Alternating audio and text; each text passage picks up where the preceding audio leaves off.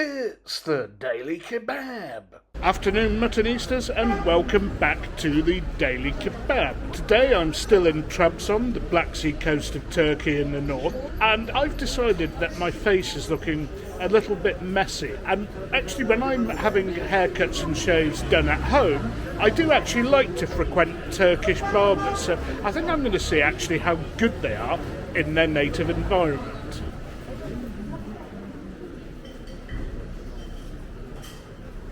So I'm all settled in, about to have my hair cut first, and whilst I'm having this done, I'll give you predictions for tomorrow's games. First of all, we have Spain against Morocco, and we've seen Spain throwing away the lead in consecutive games. They go ahead, get sloppy, stop keeping the ball and retaining possession as well as they usually do, and Morocco have been mightily impressive so far. I think this is going to be a close call, this one. I think Spain, if they bring their A game, will win, but if they do what they did in the last two games against Japan and Germany, I think there'll be a banana skin and they'll slip on it. But I am backing Spain to bring their A game, and I'm going to go for a 2-1 win.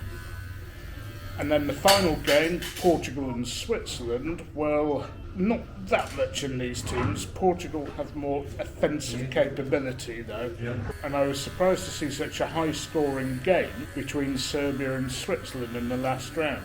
But I think that Switzerland will revert to type and play very negatively, and I just think the Portugal forwards will have too much for them. I'm going for 1-0 to Portugal.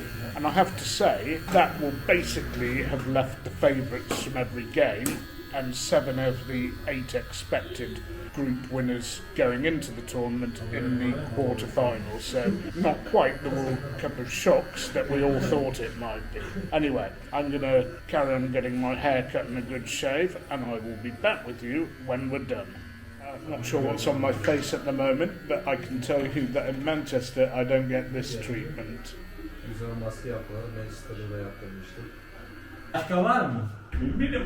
So there we are, by magic, all that bum fluff gone, even the moustache got waxed properly, so I would recommend this place to anybody who needs a haircut or a shave in Trabzon. And I have to say that I could have even stayed there on the sofa and watched the match. They had TVs dotted all over the place. Name of the shop is Modelist, for those of you who are interested if you happen to be in this city. So with that important business out of the way, time for kebabs and football. Right folks, the main dish I was going to bring you today, I'm going to have to hold off until later in this vlog because the first game has gone to extra time between Japan and Croatia. And in my experience, once these things go to extra time, usually nobody scores and it goes to penalties.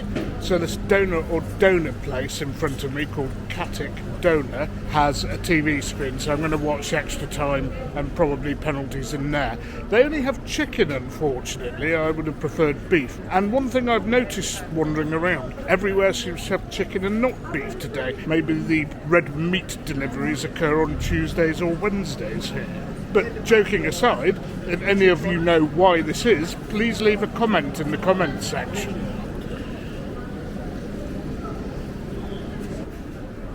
I had the choice here between having it in Turkish bread, plated, or a durum like a wrap. I'm going to stick to the wraps because they're easier to eat and they are lighter. And again, if I want this to be spicy, I suspect those boys are going to do the job again. I'll try one once I've got something to drink.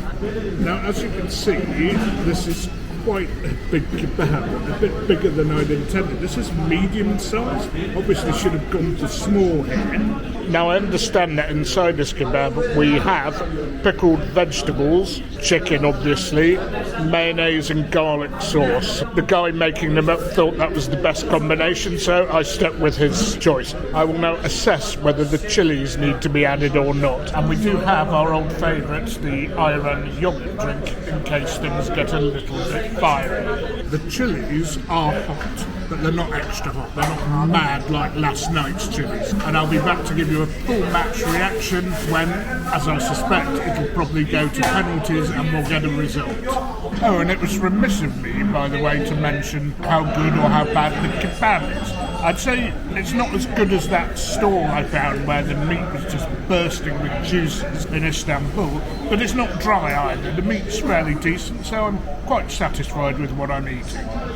Yep, it's gone to penalties, by far the most common outcome of extra time, nobody scoring. You do sometimes see people scoring and then even getting another one after that as the team behind chases the game. One thing you see very, very rarely though, both sides scoring and then it goes to penalties. Not the greatest of games, not the worst either. Great headers in terms of the goals. One from a Japanese player who I can't pronounce, so I'll leave a subtitle, and the equaliser for Croatia through Perisic. That was an even better header, and I have to say I never really had him marked down mentally as a great header of the ball. That was top notch, that was. And in terms of how the game went, well, Japan were playing their usual tactic of trying to force turnovers, but were stringing balls together a little bit more constructively, as Croatia were a bit more defensive than, say, Spain or Germany. And as I predicted, Croatia were actually quite a hard team for them to play against, because they don't actually commit too many men forward. That's not to say they're particularly negative, they're just a little bit more balanced than some of these top-heavy teams, shall we say. And at the end, the better opportunities were definitely going Croatia's way. There are a couple of opportunities where the ball was slotted wide and a better finish might have done the business. Anyway, Japan wanted penalties more, it seems. Let's see if they actually prevail.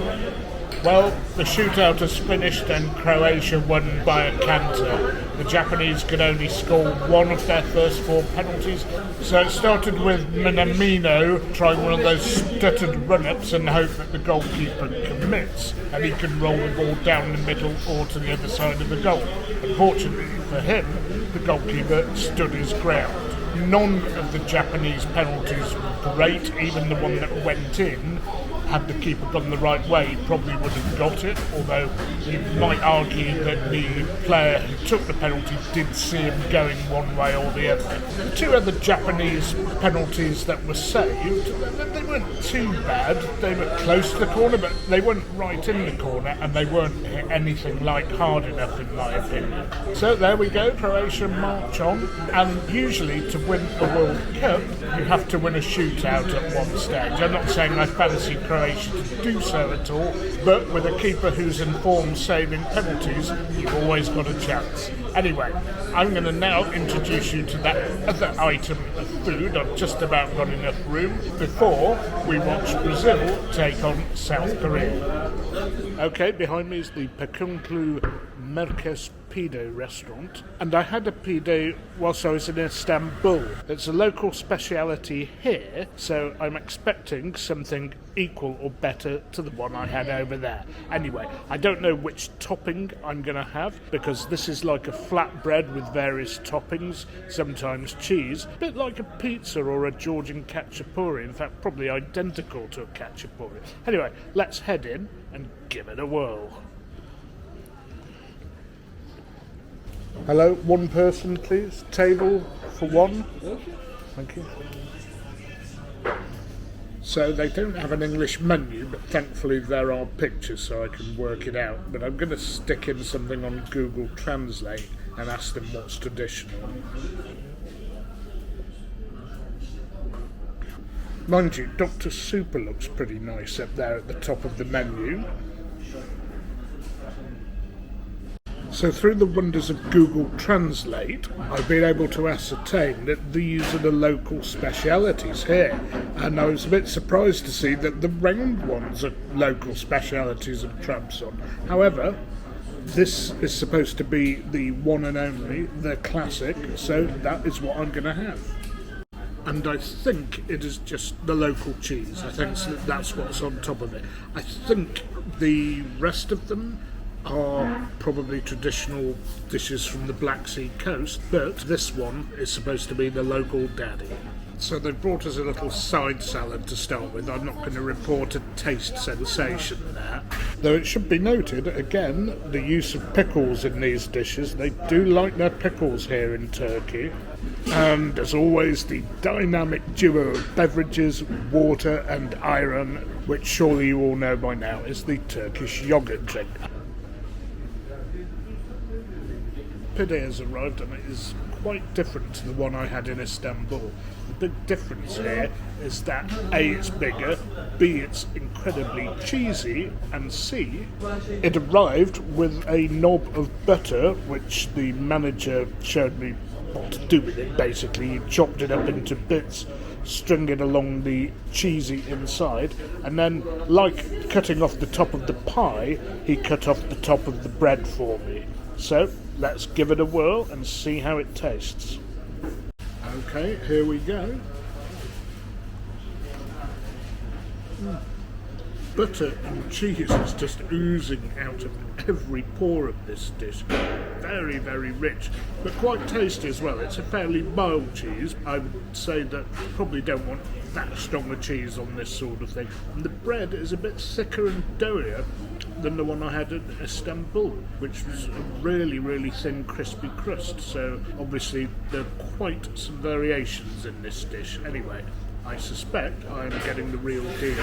And I couldn't film it because I couldn't turn the camera around quickly enough, but I've just seen some enormous ones go past, and they were the ones like the Dr. Super ones I showed you on the menu at the beginning with a variety of toppings. Now those are flatter and looked similar to what I had in Istanbul.